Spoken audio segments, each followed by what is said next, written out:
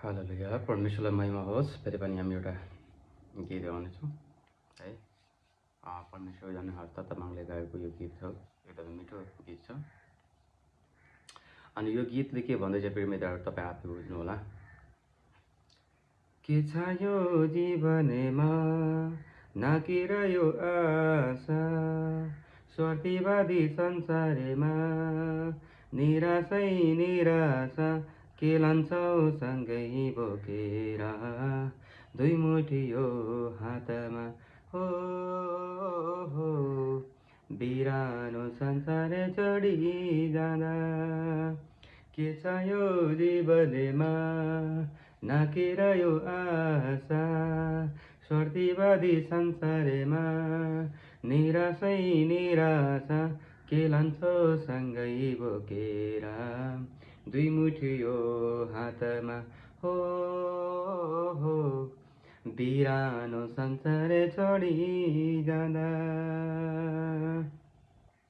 सुनको माया धनको माया चाँदीको दरबारा, सुनको माया धनको माया चाँदीको दरबारा। सोध्छौ तिमी जिन्दगीमा यो नै मेरो सर्वस्व, के लान्छौ सँगै बोकेर दुई मुठी यो हातमा, हो हो बिरानो संसार छोडी जाँदा। के छ यो जीवनमा नाकिरह्यो आशा, स्वार्थीवादी संसारमा निराशै निराशा, के लान्छौ सँगै बोकेर दुई मुठी यो हातमा, हो हो बिरानो संसार छोडी जाँदा। किन भुल्यो दुनियाँले आफ्नो सृष्टिकर्तालाई, अँगालेर दुई दिनमै नाचुने संसारलाई। किन भुल्यो दुनियाँले आफ्नो सृष्टिकर्तालाई, अँगालेर दुई दिनमै नाचुने संसारलाई।